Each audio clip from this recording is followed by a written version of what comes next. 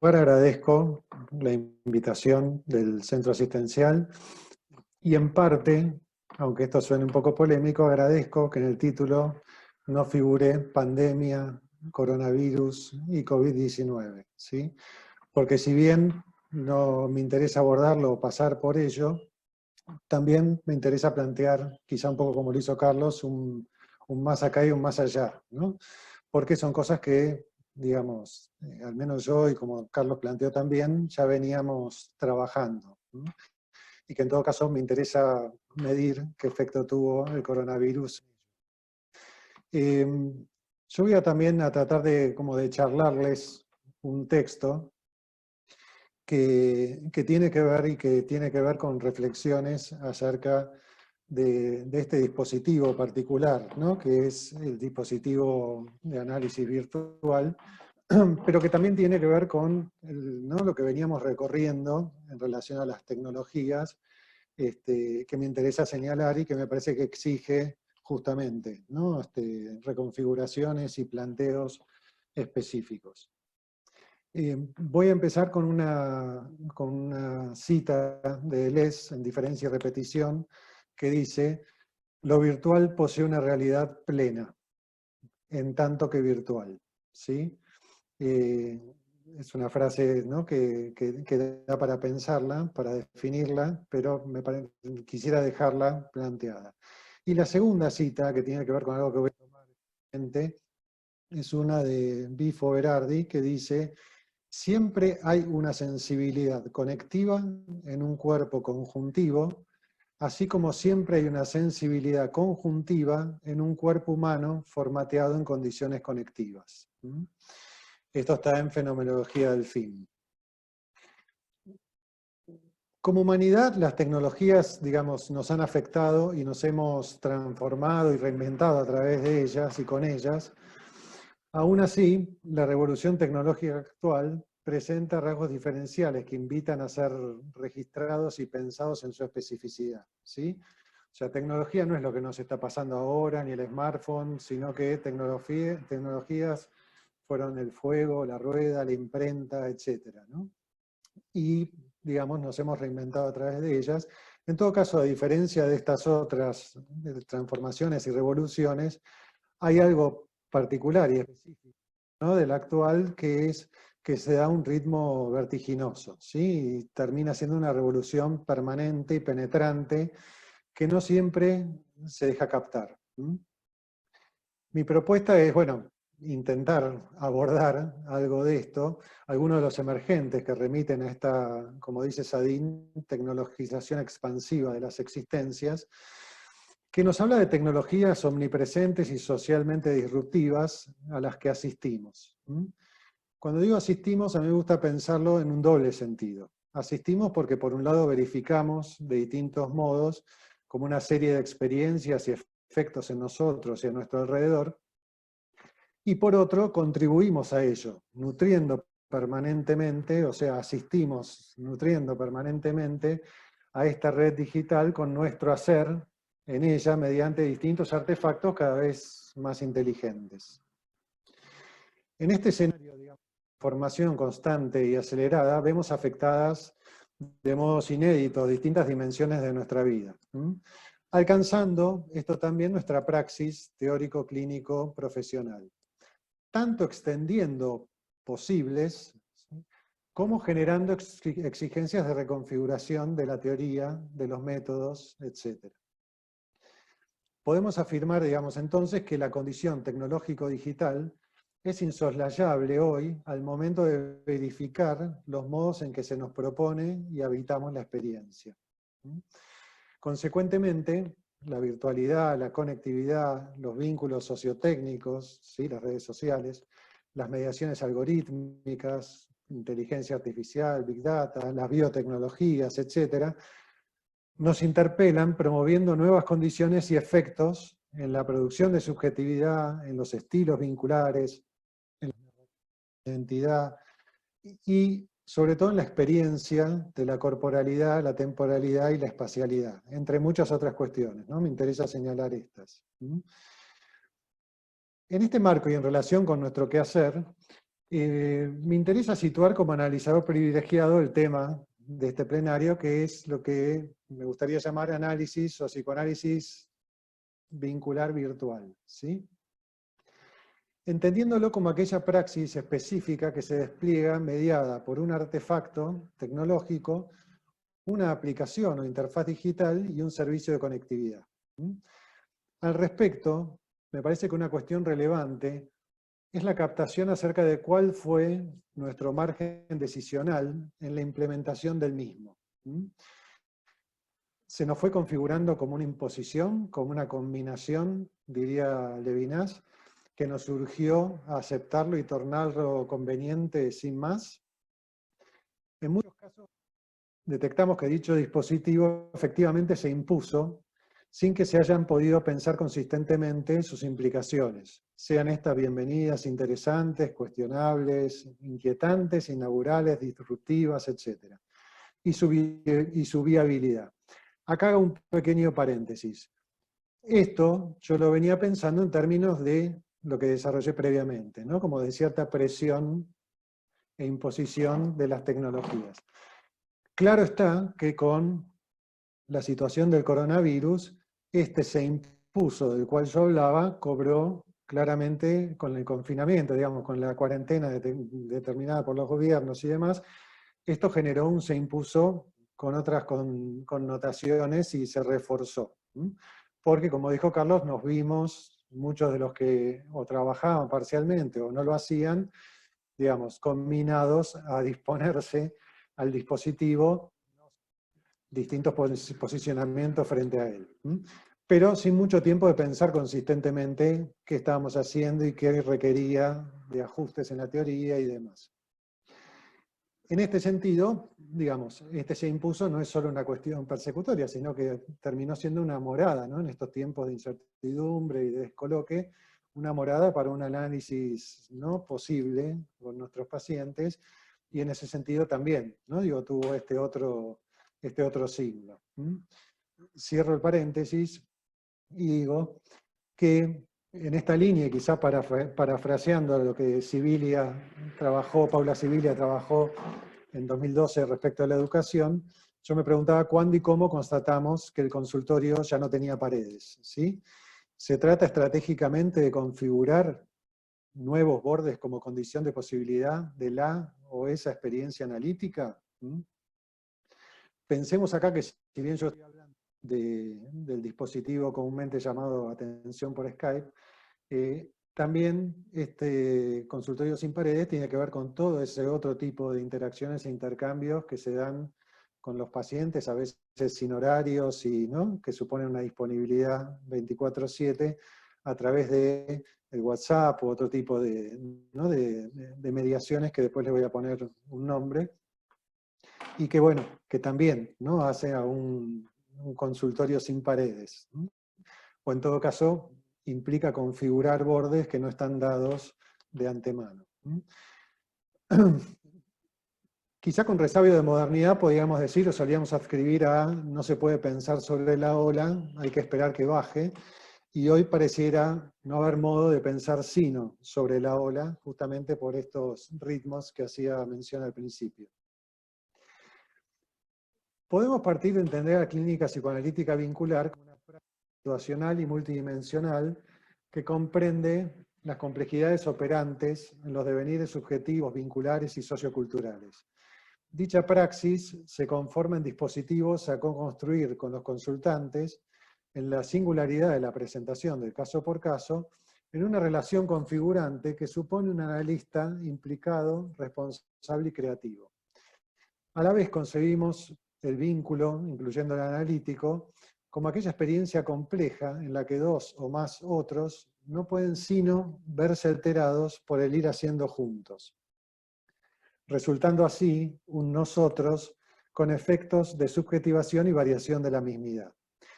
En este sentido, si afirmamos que la perspectiva vincular en psicoanálisis significó un cierto desencuadre, quiero decir por esto, como una vacilación de un tipo de encuadre, de la idea misma de encuadre, respecto de lo que era la propuesta del mismo, ampliando horizontes, enriqueciendo su praxis teórico-clínica, promoviendo nuevos dispositivos, como el individual revisado, individual entre comillas, revisado, los de pareja, familia, grupos, la simultaneidad de variación entre los mismos, entre otras reformulaciones y aportes. Yo tiendo a pensar que no debería extrañarnos la posibilidad de que el psicoanalista vincular se habilite al dispositivo de análisis virtual, ¿sí? Ya que acaso no se trate de otro digamos, de otro desencuadre que implica a la configuración creativa de un nuevo registro y dispositivo, sustentado en la misma plasticidad y consistencia que supo aportar y aporta aún la perspectiva vincular. Tomando dicho desafío y como punto de partida, me interesa proponer algunos conceptos que entiendo tienen valor operacional para el dispositivo analítico virtual. El primero remite a la noción de presencialidad, ¿sí? Como aquella que da cuenta de las formas experienciales, sensoperceptivas, semióticas, afectivas, gestuales, técnicas, de habitar y de constituirse en el registro de la escena virtual, intentando superar así la dicotomía presencia-ausencia que resulta improcedente y limitada para dar cuenta de la experiencia en dicho registro. En otras palabras, la fluidez y los pliegues de lo virtual habilitan nuevas formas de decirse y o asumirse presente o ausente, que no son ni lo uno ni lo otro estrictamente, porque ya no son esas las categorías decisivas. El caso paradigmático es el mero hecho de estar online, conectado, disponible, que implica una presunción de presencia y a la vez. A esa figura, hasta ahora inaprensible y paradójica, la denomino presencialidad, o siendo más estrictos, nuevas presencialidades, ¿sí? Es como si yo, poniendo un ejemplo concreto y sincrónico en esta situación con ustedes, si yo les pregunto a ustedes ahora, ¿ustedes están acá? ¿Sí?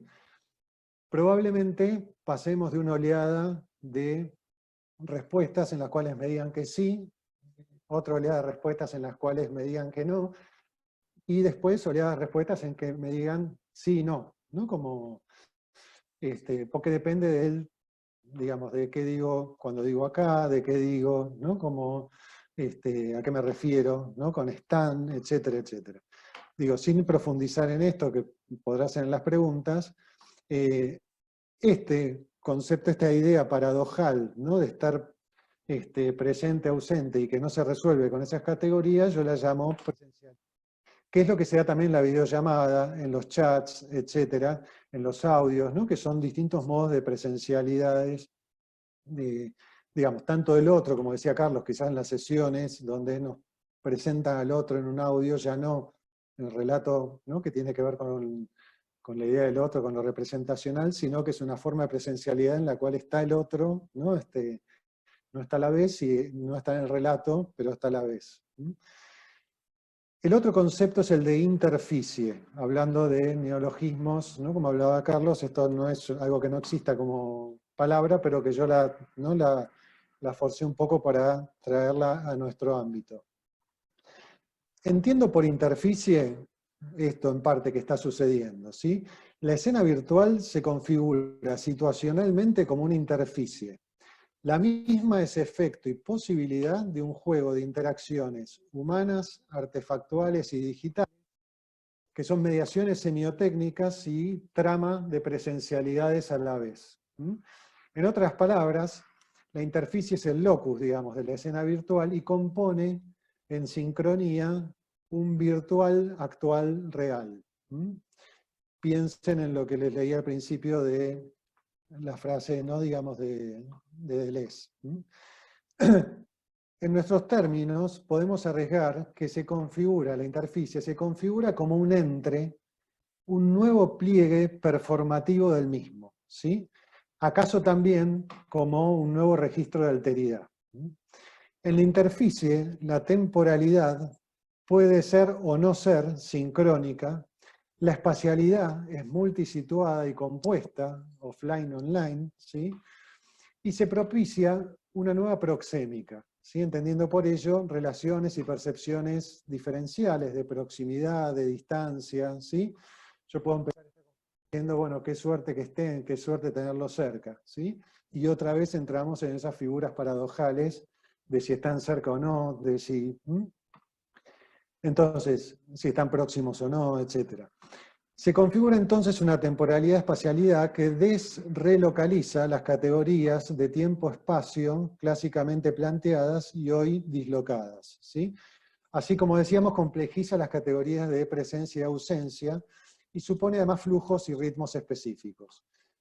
Todo esto, y ahí retomo la cita de Bifo, Berardi, todo esto demanda una profunda reformulación del concepto de cuerpo, hacia el de una experiencia de la corporalidad extensiva y multidimensional. Yo pienso en la experiencia de la corporalidad como un territorio de potencias, conjunciones, conexiones, atravesamientos, vibraciones y capacidades de afectación. Venir actuante, vinculante, que no podrá sino transformarse y configurarse alojando, resistiendo y atravesando los cambios y mutaciones tecnoepocales por caso, ya que no será sin ellos ni por fuera de ellos. En otras palabras, la experiencia de la corporalidad irá dando cuenta de nuevas presencialidades y estilos de experiencia. Es por todo ello que cuando a menudo escuchamos decir, y acá me meto más de lleno, ¿no?, en lo específico del análisis, el dispositivo de análisis virtual, a menudo cuando escuchamos decir que en el análisis virtual no está el cuerpo, a mí me gusta pensar que no hay manera de que el cuerpo no esté presente. Que en todo caso, lo que habrá que discernir es cuál es la forma de su estar o hacer, o de qué cuerpo hablamos cuando se lo da por ausente, ya que yo entiendo que es la experiencia de la corporalidad. Si bien podemos reconocer que hay dimensiones que pueden no estar presentes, podemos pensar a la vez que paradójicamente pueden estar en juego, o sea, que pueden no estar presentes, pero pueden estar en juego. Propongo como analizador el hecho de que cuando aún la objeción pase por los sentidos actuantes y los que no, tomo como referencia lo que Merleau-Ponty planteaba al respecto, y él decía que la percepción o la sensopercepción siempre es una operación de cuerpo entero. ¿Qué quería decir con esto? Que la entendía como una experiencia siempre de representación, donde cada sentido percibe en nombre propio y en nombre de lo que el resto de los sentidos podría hacer en ese encuentro. ¿Sí? La sensopercepción, la percepción es siempre un encuentro. Dicho de otro modo, si bien quedan privilegiados ciertos sentidos, pensemos en los que estarían privilegiados en la atención virtual, en representación y por delegación, estos actúan y actualizan las formas de encuentro posible a nivel sensoperceptivo, o sea, incluyendo los otros sentidos. Esto lo pueden notar, digamos, si yo les pregunto ahora, muchos de ustedes pueden asentir con la cabeza, en si hoy, cuando atienden 8 pacientes seguidos, ¿no?, por este medio, no notan al fin del día, o al fin del día de atención de pacientes, no notan un mayor cansancio, un cansancio distinto, un plus de cansancio en relación a lo que les pasaba en el otro dispositivo de presencia inmediata. Esto tiene que ver justamente, una explicación posible tiene que ver con el forzamiento o la actuación de ciertos sentidos en delegación y representación de los otros y que generan, ¿no?, un cansancio específico, de cansancio significativo. Si uno quiere pensar un poco más, para tornarlo un poco más polémico, podemos decir que, o preguntar, ¿de qué hablamos cuando hablamos de escucha en psicoanálisis? ¿Estamos hablando del sentido de la audición, del oír? Claramente no, ¿sí? Estamos hablando de una experiencia, digamos, compleja, de disponibilidad y sensibilidad, de apertura, de encuentro, de un clima, ¿sí?, en el que siempre hay afectación y compromiso corporal. Entonces, podemos deducir que escuchamos siempre con todo el cuerpo y que la voz y la palabra claramente no son sin él. Entonces, me parece que consecuentemente podemos plantear, si seguimos o somos fieles a esto anteriormente planteado, que, digamos, donde nos paremos supone un punto de partida diferencial con respecto al dispositivo virtual o a la propuesta de análisis virtual. A saber, o nos paramos desde el déficit, ¿sí? Desde la ausencia, desde lo que no está, de lo que no se da como, ¿sí? Se da en... O nos paramos desde la especificidad, ¿sí? Si elegimos esto último, aún reconociendo sus diferencias, que las hay, pierde sentido la comparación, ¿sí? A veces resistencial, y sobre todo la comparación jerárquica pierde sentido entre el dispositivo de presencia inmediata y el dispositivo de análisis virtual, ¿sí? Y en todo caso se potencia la elaboración de una clínica con bordes y registros novedosos. Partiendo de dicha especificidad, digamos algo que todos ya sabemos hoy, uno puede plantear distintos modos en que el dispositivo de análisis virtual se lleva adelante y que haya matices y regulaciones específicas, ¿sí? Aquellos en los cuales comienza, ¿no?, siendo un dispositivo de presencia inmediata y pasa a virtual, aquellos en los cuales es un recurso dentro de un análisis de presencia inmediata, sesiones virtuales, cuando es virtual de entrada, etcétera, etcétera, ¿sí? Y hay la opción de tornar como un recurso si el paciente se desplaza hacia la ciudad donde está el analista y entonces quiere o no, o decidimos o no hacer una entrevista de presencia inmediata, etcétera. Esto lo conocemos todo y quizá lo hemos experienciado también muchos. Para ir terminando, digamos, porque hay otras cosas que me parece que podemos plantear, quiero plantear una pequeña situación, ¿sí? Lucas y María, promediando el tercer mes de tratamiento de pareja en dispositivo virtual, se sientan frente a la cámara y no parecen estar preocupados, como otras veces, por quedar bien encuadrados por esta, ¿sí? Están ocupados en sostener una distancia afectiva entre ellos y esto es lo que prima, ¿sí? Mal, dicen. Están dolidos, enojados, distanciados y con miedo. Desde la perspectiva del analista, se perciben en el centro los efectos de la pelea, ¿sí? El espacio afectivo elocuente que los separa y hacia los márgenes de la imagen de la pantalla a ellos, ¿sí? La mitad de cada uno de ellos. La otra mitad está fuera del cuadro y se desencuadra. El analista resuelve avanzar sin hacer lugar a una posible reacción, a caso particular del dispositivo de análisis virtual, que hubiera sido invitarlos como a encuadrarse, ¿sí?, para verlos bien. Ese tipo de acción forma parte habitualmente de un preámbulo de comienzo de sesión, en el cual se realizan chequeos y ajustes con los pacientes para configurar aspectos de la interficie en los cuales ustedes se encontrarán, ¿no?, como identificados de me ven bien, nos ven, nos escuchás, ¿sí? Esto pasó al inicio. Me cambio de lugar porque no te veo bien, porque me da la luz, ¿sí? Ya estamos, entonces empezamos. En la sesión de la que es, digamos, objeto de este pequeño recorte, por el clima afectivo reinante, detectamos que no habría posibilidad o no había disponibilidad para ese preámbulo, ¿no? Y que solo si se produjera efectivamente alguna interrupción o problema de conexión, hubiera sido pertinente. A lo que voy es a que, más allá de los avatares clínicos que no voy a analizar acá y los matices opinables respecto del recorte y su lectura, me interesa remarcar algunas cuestiones.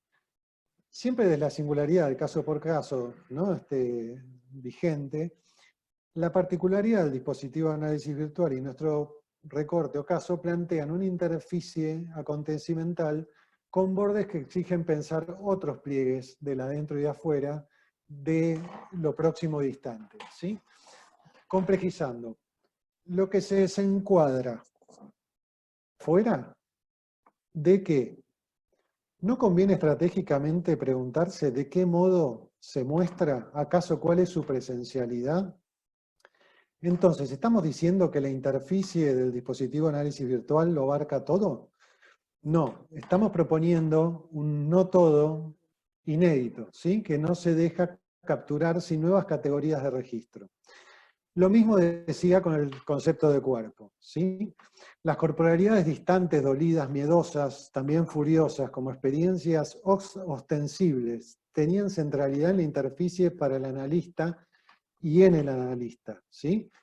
El riesgo de que hubiera violencia en esa situación, que lleva a preguntas respecto al dispositivo, claramente, que después podemos ampliar, tanto desde el dispositivo de pareja como el dispositivo, ¿no?, de análisis virtual en ese caso. Pero, digamos, a lo que voy es a que esto tenía centralidad en la interfaz y en el analista por estas inquietudes o temores. O sea que más allá de la no presencia inmediata y la fracción de los cuerpos fuera o dentro del cuadro, esto tenía su presencialidad, ¿sí? Si centramos como paradigma de afectación la figura clásicamente definida como cuerpo a cuerpo, asistiremos a formas inéditas de expresión de lo sensible, de la corporalidad sensible, de la sensibilidad. ¿Cuáles serán sus activaciones privilegiadas en contextos de hibridación con sistemas digitales? Cerrando, queda claro que son muchas las cuestiones que se abren y nos interpelan. Creo ante todo que se trata de un problema de perspectiva, es decir, desde dónde y cómo nos posicionamos para leer y registrar los fenómenos y las prácticas inanticipables e inéditas a las que, como ya dije, asistimos. ¿Nos posicionamos críticamente, incuestionadamente, resistencialmente, creativamente? ¿Cómo nos disponemos a estos nuevos pliegues de alteridad? Y sobre todo, ¿cómo nos proponemos analistas? Bueno, desconectamos acá. Gracias.